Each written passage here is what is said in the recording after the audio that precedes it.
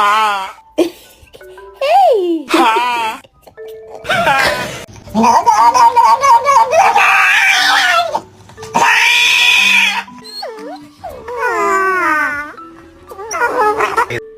And you too, cause if one gets in trouble, both of you get in trouble.